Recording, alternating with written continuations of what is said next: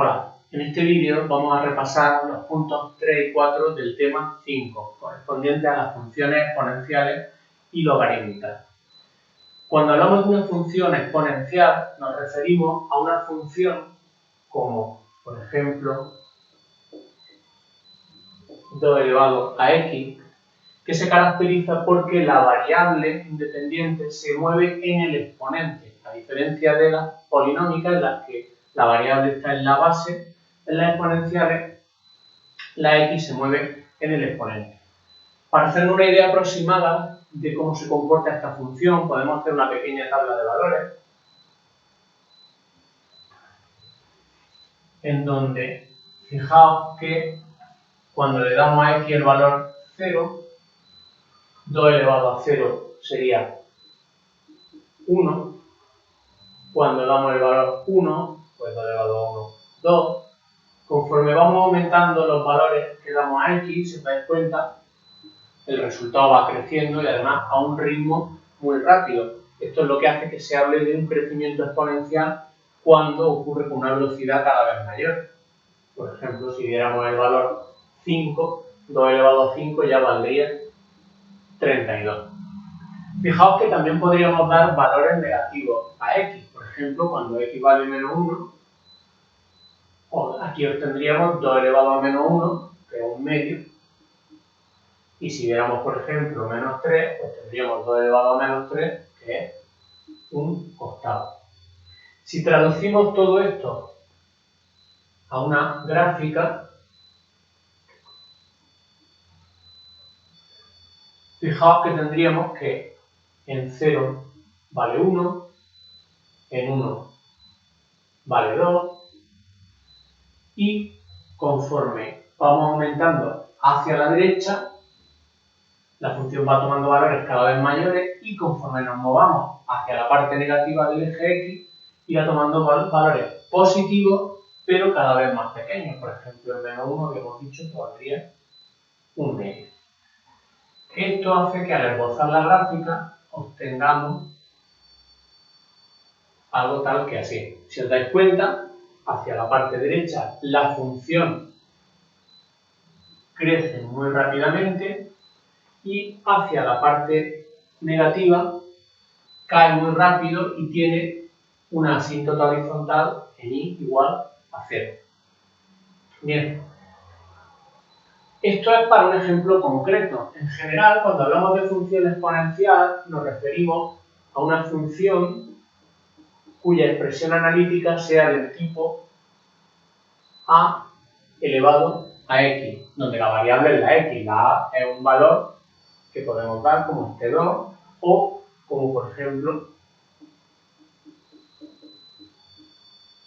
un medio. Lo que sí tiene que cumplir siempre este valor que damos a la base es que sea un número positivo y además distinto de 1. Estas condiciones se imponen para que tenga sentido la definición de la función.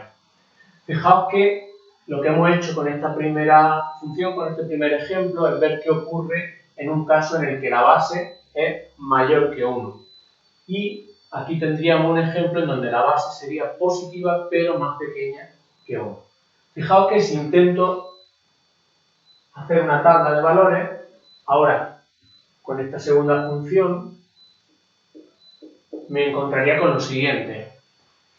En 0 volvería a valer 1, porque cualquier número elevado a 0 vale 1. En 1 me encontraría un medio elevado a 1, pues me devuelve el valor de la base, un medio. Conforme aquí ahora vaya creciendo el valor de la x, como la base es más pequeña que 1, al ir multiplicando sucesivamente, irá dando valores positivos, pero cada vez más pequeños. Por ejemplo, el 2 dará un medio al cuadrado, que es 1 partido 4. Y a la inversa, cuando vaya tomando la x valores negativos, un medio elevado a esos valores negativos será cada vez mayor. Por ejemplo, un medio elevado a menos 1 valdrá 2 y elevado a menos 3 valdrá 8. Esto se traduce en que ahora la gráfica, pasando de nuevo por 0,1, fijaos que este punto lo repite, Ahora lo que hace es ir tomando valores cada vez más pequeños hacia la derecha y cada vez mayores hacia la izquierda. Es decir,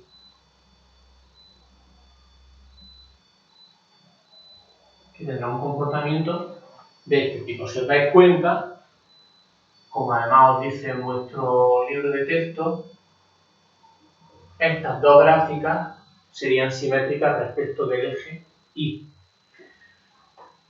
También os quiero resaltar el cuadro que aparece en vuestro libro en donde explica en general las propiedades que tienen todas las funciones exponenciales.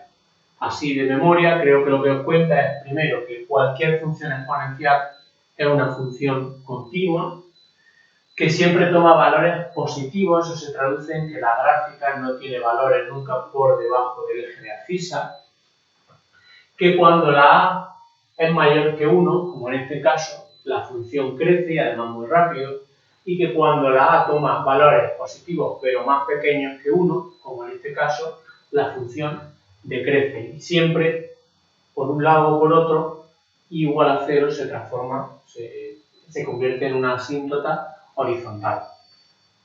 Por último, también destacar que cuando tomamos como base el número e, que ya veríais en el tema 1, que es un número irracional, importante en matemáticas, es un número que aproximadamente vale 2,71, lo que obtenemos es la función e elevado a x. A esta función es a la que realmente se le llama en matemática superior función exponencial. Bien, pero este punto consta de una segunda parte. No solamente vamos a estudiar las funciones exponenciales, sino también las logarítmicas. Se estudian conjuntamente porque, como ya os dije en el punto anterior de este tema, el ejemplo paradigmático de funciones inversas lo constituyen las exponenciales junto con las logarítmicas. Entonces, vamos a hacer un estudio de las logarítmicas viendo qué es la función inversa de la exponencial. Lo primero que vamos a hacer para eso, voy a dejar aquí esto porque luego lo utilizaré, lo primero que voy a hacer es recordar el concepto de logaritmo. El logaritmo de un número en una determinada base era el número al que había que elevar el número que nos daban para obtener el número pedido. Lo recuerdo mejor con un ejemplo. Si nos piden calcular el logaritmo en base 10 del número 100, os recuerdo que era 2 porque 10 elevado a 2 era 100. Bien, pues lo que vamos a hacer es estudiar en general una función logarítmica. La función será logarítmica cuando la variable independiente esté en el argumento del logaritmo, es decir, serán funciones del tipo f de x igual al logaritmo en una base de x. Por ejemplo, voy a estudiar, como aquí he estudiado la 2 elevado a x, voy a estudiar logaritmo en base 2 de x. Si también, como aquí, hago una pequeña tabla de valores, en donde aquí pondré x y aquí el logaritmo en base 2 de x, fijaos, ¿quién será el logaritmo de 1? Pues será 0, porque 2 elevado a 0 es 1. ¿Quién será el logaritmo de 2? Perdón. ¿Quién será el logaritmo de 2? Pues será 1 porque 2 elevado a 1 es 2. Igualmente el logaritmo en base 2 de 4 será 2, porque 2 elevado a 2 es 4, y así sucesivamente. Si os fijáis, lo que obtenemos es que esta tabla y esta tabla son la misma tabla leída en sentido inverso. Aquí vamos hacia acá y aquí la tabla, si la leyéramos hacia acá, sería esta. ¿Se das cuenta? 0, 1, 1, 2, 2, 4. Eso se debe a que la definición de un logaritmo es precisamente lo inverso a un a una exponencial. Y por lo tanto, como ya vimos en el apartado de la función inversa, eso se va a traducir en que si un punto de coordenada AB está en la gráfica de una función, el punto de coordenada BA, es decir, cambiando los papeles de la X y de la Y, estará en la gráfica de su función inversa. Fijaos que si hago un esbozo de la gráfica del logaritmo en base 2 de X, tendría lo siguiente. Pasa por 1, 0, por 2, 1. Si sigue creciendo aquí, en 4 valdrá 2. Si siguiéramos valores más pequeños que 1, veríamos que empieza a tomar valores negativos que se corresponden con estos negativos de aquí. Y en definitiva obtendríamos una gráfica tal que así. Fijaos que si yo pusiera aquí la gráfica que hice en primer lugar, que era esta, se ve la propiedad que estudiamos justo en el punto de la función inversa. La gráfica de abajo y la gráfica de arriba, que están regularmente hechas, son simétricas respecto de la bisectriz del primer y el tercer cuadrante, es decir, de la recta de ecuación y igual a x. Y por último, os recuerdo las propiedades que ya vienen en esa tabla de vuestro libro referente a la función logaritmo. Os dice que las funciones logaritmo son continuas. En este caso ya no están definidas para todos los números reales, están definidas de 0 en adelante. Aquí tienen una asíntota vertical. Pasan por el 1, 0 y también por el 2, en este caso, o por el valor general que tome la base, 1.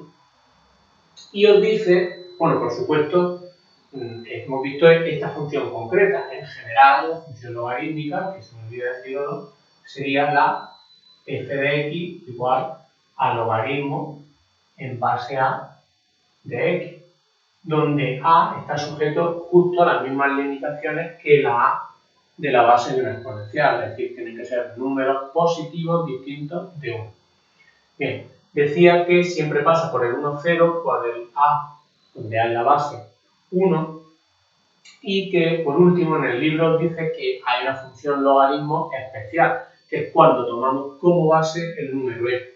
Cuando nosotros consideramos logaritmo en base e, donde e es ese número que vale 2,71 aproximadamente, el logaritmo en base de x no se suele escribir en matemáticas así, sino, como ya vimos en el primer tema del curso, se escribe como el logaritmo neperiano o natural de x y también en algunos manuales como L mayúsculo x.